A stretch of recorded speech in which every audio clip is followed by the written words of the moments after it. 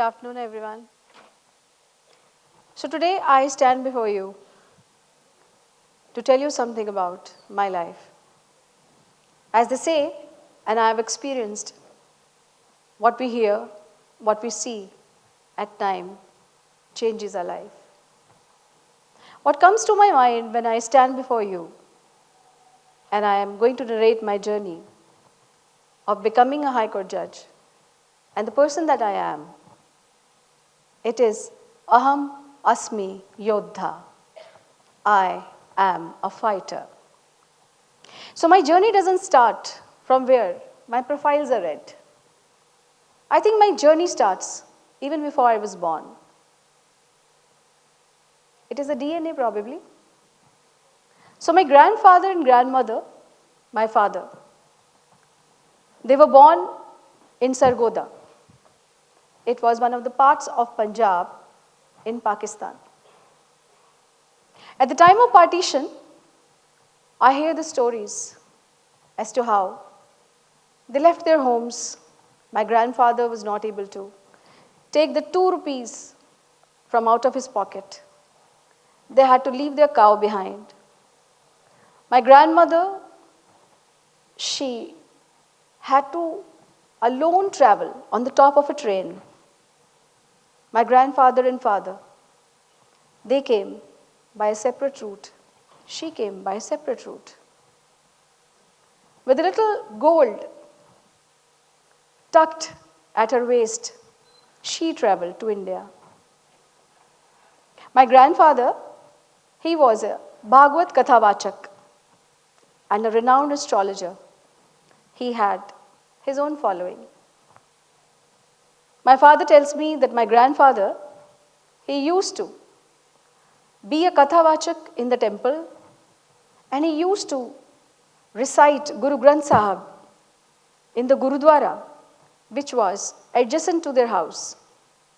Their memories of Sargodha. They used to live near the station. First it was the Gurudwara and then it was the temple. I think this laid the foundation of what I was to be born in this family. When I was born, I was the 3rd daughter of my parents. 6 daughters were born to my parents. And what changed my life was one day when I heard my mother silently crying. And then she told me that one of the neighbors had told her that you have committed a sin probably in your past life, that you have been blessed with 6 daughters and I have 5 sons. That was one of the turning points of my life too. Because who can see tears in their mother's eyes? And I have never ever I had seen my grandfather, my grandmother, or my father at any stage telling my mother that there was something wrong, that daughters were being born to them. For my grandparents and for my parents, we were Lakshmis. Until then, when I was born in 68, daughters were probably, in many households, were not Lakshmis. The Devi that they used to call a woman was still in the ditch. So my first encounter with feminism came into being in the shape of my grandparents and my parents. The way we were raised, the way we were told. We were never told you are like boys. We were told that we were powerful. We were never told that you are boys. We were daughters, but we were powerful. We could do anything. And that's why I say, Aham Asmi Yodha. So the life is never straight. Life doesn't travel in straight lines. Life takes us to different paths. And I am no exception to it. So when I stand before you as a High Court judge, it's not been an easy journey. And that's why the reason I want to share my journey with you. The journeys are seldom easy for people who make themselves who they are. So I was not a product of an English medium school. I used to study in a Hindi medium school. So my first encounter with discrimination in this country was because I could not speak good English. So those who today tell me that I write books in English, I write good judgments, and I speak good English, I want to share with you, you can work on yourself. It's my father who worked on us and taught us English. So when I went for my first inter-college debate to one of the very, very prominent and renowned colleges, Girls' College in Delhi, I had never thought, Girls' College, I am going to face what I was about to face. It was a debate on women's rights. I spoke. My English was, of course, not as good as those who were from English medium schools. So the moment I concluded my debate, there were no claps. No one clapped for me. But I didn't feel bad that no one clapped for me. Because I think if they would have clapped, that deafening sound of the claps would not have done what the deafening silence of no appreciation did to me. I understood that the journey is not going to be easier for me.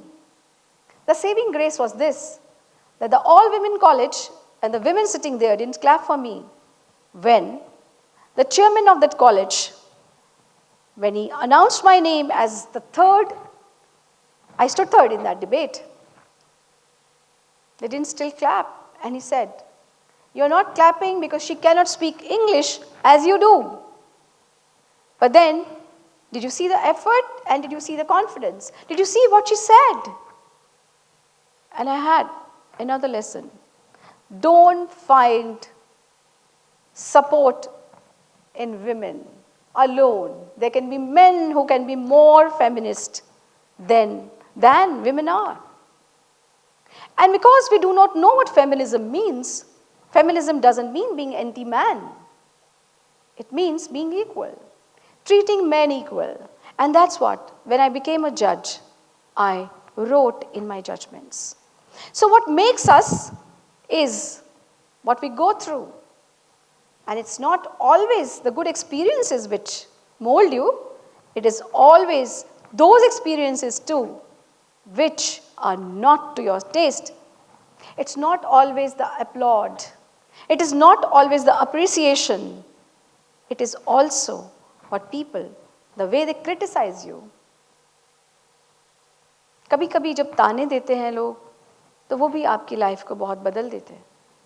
And I am an example, a living example of that. So when I wanted to do law, my father had reservations.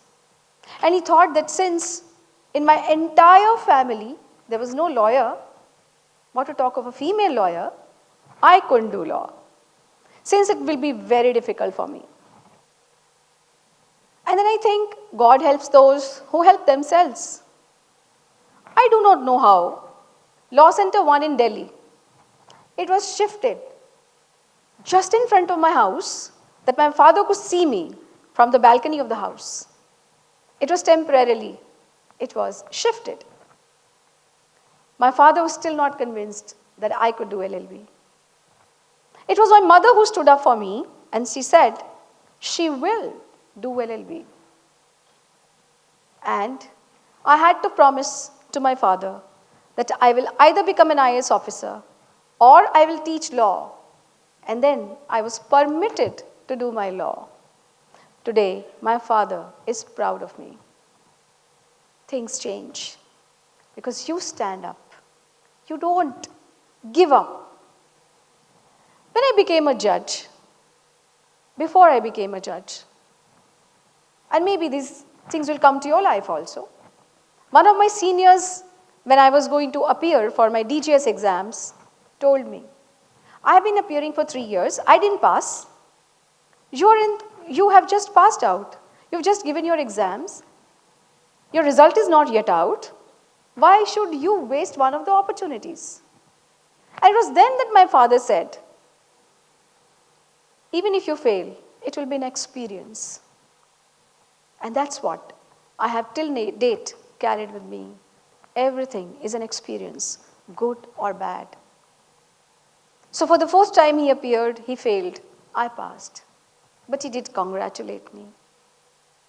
When I became a judge, my parents used to visit me to see how I used to look on the chair. My parents and my mother always treated me like an angel. For her, I was, and wherever she is, I still am the most beautiful woman on this earth. So when they stood outside my courtroom, when I first day I sat in my court, and they came inside my chamber, they were laughing. I said, what happened? They said, a very old man, about 70 years, he was saying, ye chori faisla kar legi. Which means, this young looking girl, will she be capable of doing justice? Will she be able to? That was another experience for me when I understood that women, as a woman, you have to face still some challenges where men think that will she be able to do justice to us? As I gradually grew in this profession, I became a judge when I was 23 and a half. People started telling me, those who come from service don't reach High Court because they don't have that much time. Some people feel they may not have that caliber. And my father and mother always told me, defy. No, we can do it. And then I was elevated as a High Court judge. I didn't know English when I began my career, when I went to college. Today, when I write judgments, people come and tell me, you write good judgments. This credit goes to my parents. My experiences in life, though bitter, did not make me anti-men. They did not make me resent anybody. And I tried that my judgments should always be balanced. When you become a judge, the responsibilities that come with that are enormous. For some people, you are Ramdut. For some, you are Yamdut. You give bail to somebody, you are Ramdut. You deny, you are Yamdut. And you have to live with it. You also have to live with this, that the lives that are before you are actual lives. They are not mere files. They are lives of people, and one word that you say to somebody is going to change their lives forever. Sending a person to jail, or even a youngster who is appearing before you, being unkind, can take away that youngster's confidence forever. So therefore, when I had gone to take my oath for the first day, my father had told me, the chair should not sit on your head, you should sit on your chair. My mother told me, I am not God. I am a judge. Until date, I have followed that I am a human being. And therefore, I have to decide cases as human being by the Constitution and by the laws.